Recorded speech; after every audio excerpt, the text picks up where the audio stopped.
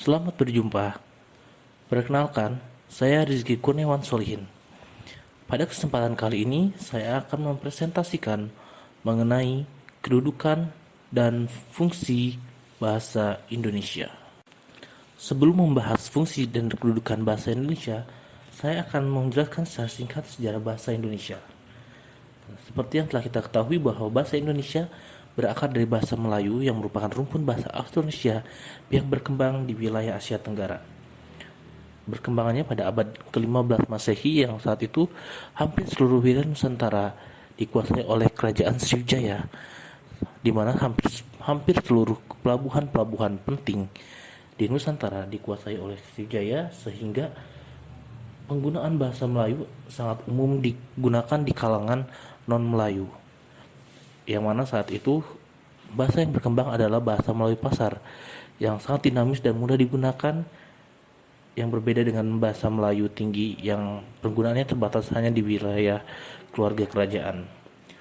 Ditetapkan menjadi bahasa nasional pada saat Sumpah Pemuda tanggal 28 Oktober 1928 dan disebut sebagai bahasa Indonesia. Oke, sekarang kedudukan bahasa Indonesia. Bahasa Indonesia memiliki dua kedudukan, yaitu sebagai bahasa nasional yang telah saya sebutkan tadi, yang ditetapkan pada Sumpah Pemuda, dan yang kedua sebagai bahasa negara. Nah, bahasa negara ditetapkan dalam Undang-Undang Dasar 1945 Bab 15 Pasal 36. Adapun fungsi bahasa Indonesia sebagai bahasa nasional adalah untuk digunakan bahasa Indonesia sebagai identitas Indonesia di mata internasional. Yang kedua, ada bahasa Indonesia sebagai kebanggaan bangsa. Maksudnya adalah sebagai bangsa Indonesia, kita harus bangga menggunakan bahasa Indonesia karena itu merupakan identitas kita. Yang ketiga, ada bahasa Indonesia sebagai alat komunikasi, dan yang keempat ada bahasa Indonesia sebagai pemersatu bangsa. Nah, poin ketiga dan keempat ini saling berhubungan karena dengan multikulturalnya suku di Indonesia ini, maka penggunaan bahasa Indonesia sebagai pemersatu dan sebagai alat komunikasi. Lalu kita bahas bahasa Indonesia sebagai bahasa negara. Ada 4 poin fungsinya sebagai bahasa Indonesia sebagai bahasa resmi kenegaraan. Nah, seperti sering kita lihat bahwa pidato-pidato kenegaraan, sidang-sidang DPR, MPR harus menggunakan bahasa Indonesia. Yang kedua adalah bahasa Indonesia sebagai alat pengantar dalam dunia pendidikan. Alat pengantar dalam dunia pendidikan sebaiknya harus disampaikan dalam bahasa Indonesia, karena baik dalam tingkat pendidikan dasar maupun pendidikan tinggi. Fungsi bahasa Indonesia yang ketiga sebagai penghubung pada tingkat nasional untuk kepentingan perencanaan dan pelaksanaan pembangunan serta pemerintahan. Ini hampir sama dengan fungsi bahasa Indonesia sebagai bahasa nasional tadi, untuk pemersatu suku-suku. Ini bahasa Indonesia sebagai pengembangan kebudayaan nasional, ilmu, dan teknologi. Nah, penggunaan bahasa Indonesia dalam bidang teknologi seperti jurnal ilmiah dan sebagainya dikembangkan agar kita tidak terlalu bergantung pada istilah-istilah asing. Oke, sekarang fungsi bahasa.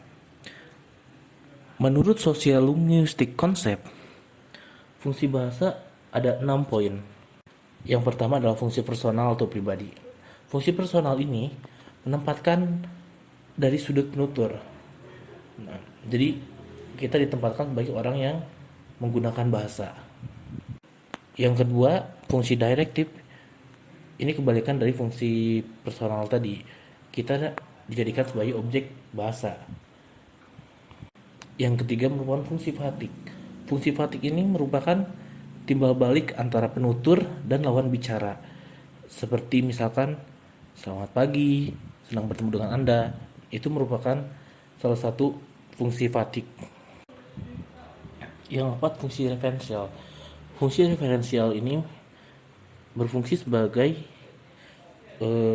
bahasa untuk membicarakan objek atau peristiwa yang ada di sekeliling penutur. Jadi untuk menceritakan keadaan di sekitar penutur. Yang kelima ada fungsi metalinguistik yang atau metalingual, yaitu singkatnya adalah eh, pada kalau di fungsi referensial bahasa menceritakan tentang hal lain. Nah, di fungsi metalingual itu bahasa membahas tentang bahasa itu sendiri. Yang keenam fungsi imajinatif. Fungsi imajinatif ini berfungsi untuk menyampaikan pikiran, gagasan dan perasaan, baik yang sebenarnya maupun hanya hayalan atau hanya angan-angan gitu. Nah, selain menurut sosial linguistic konsep juga ada juga fungsi bahasa menurut para ahli seperti Hoyer.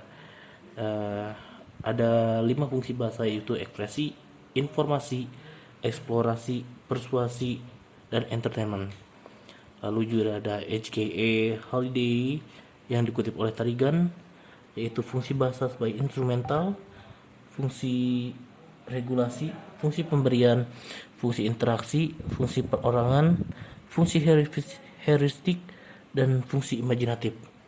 Lalu ada juga Jokoson dalam Kushartanti, yang mana bahasa berfungsi emotif, konotatif, referensial, berfungsi puitis, berfungsi fatis, dan metalinguistik. Oke, berikut penuturan singkat dari saya. Mohon maaf apabila ada banyak kesalahan. Ada sedikit kutipan yang saya temukan di internet.